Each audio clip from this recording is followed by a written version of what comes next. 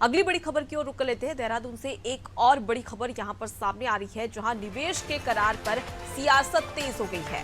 सरकार का ज्यादा निवेश पर फोकस है, तो वहीं निवेश पर विपक्ष कई सारे सवाल भी खड़े कर रहा है। सियासत पर आखिर कब तक विराम लगेगा, ये एक बड़ा सवाल है। ज्यादा जानकारी लेके सोनू लगातार जुड़े हुए।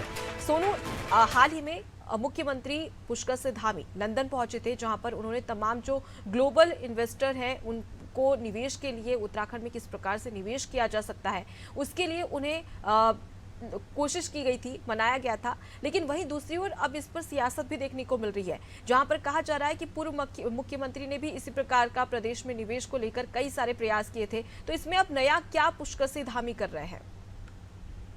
देखिए, जो मौजूदा सरकार है उसकी रणनीति ये है कि ज्यादा से ज्यादा धरातल पर निवेश को उतारा जाए।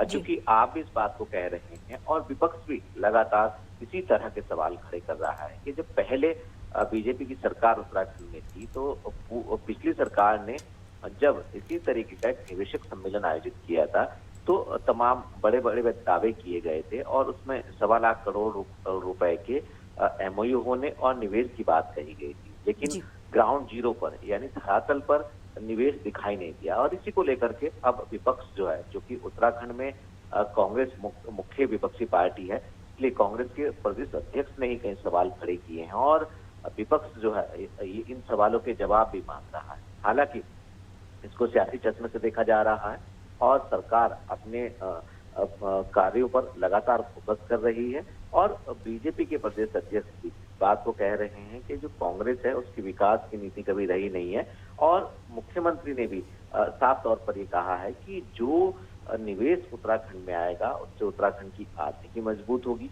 पर्वतीय क्षेत्रों से हो रहे पलायन पर रोक लग सकेगी और इसके साथ साथ उत्तराखंड के युवाओं को रोजगार दिया जा सकेगा। सरकार इसी पर फोकस कर रही है। तो मौजूदा सरकार का ये प्रयास है कि आने वाले समय में जब निवेशक सम्मेलन होगा इस दौरान ये सुनिश्चित हो जाए कि ज्यादा से ज्यादा जो है वो निवेश धरातल पर हो रहा है, केवल एमओयू में या दस्तावेजों में सिमट कर ना रह जाए। और अब चूंकि इसमें सियासत हो रही है, विपक्ष के नेता सवाल खड़े कर रहे हैं और सरकार लगातार ये फोकस करेगी ज्यादा से ज्यादा निवेश आए। तो अब देखना होगा कि दिसंबर माह में आखिर किस तरह से सरकार इसके सफल आयोजन करती है और जो विपक्ष इस पर सवाल खड़े कर रहा है, विपक्ष को सत्ता पक्ष आखिर किस तरह से जवाब देगा, ये देखना होगा। जी, तो प्रदेश में निवेश को लेकर, ग्लोबल इन्वेस्टर को लेकर, समिट को लेकर लगातार विपक्ष हावी हो रहा है राज्य सरकार पर। ऐसे में क्या राज्य सरकार की कोई प्रतिक्रिया अब तक सामने आई है?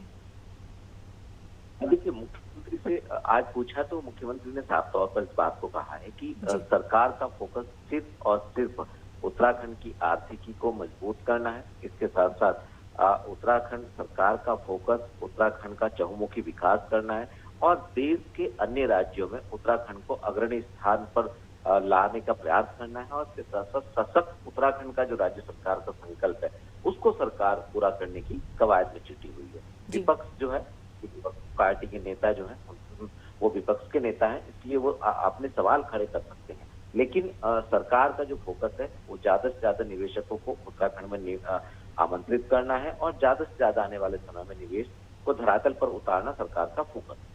जी, तो जाहिर सी बात होती है सोनू कि जब प्रदेश में निवेश होगा तो एक तो उत्तराखंड सशक्त तो होगा, राजस्व बढ़ेगा और उसके साथ ही जो तमाम बेरोजगार हैं उन्हें रोजगार मिलेगा। लेकिन यहाँ पर ये समझने वाली बात है कि आखिर विपक्ष को इससे तकलीफ क्या है। मैं आपके पास लौटूंगी।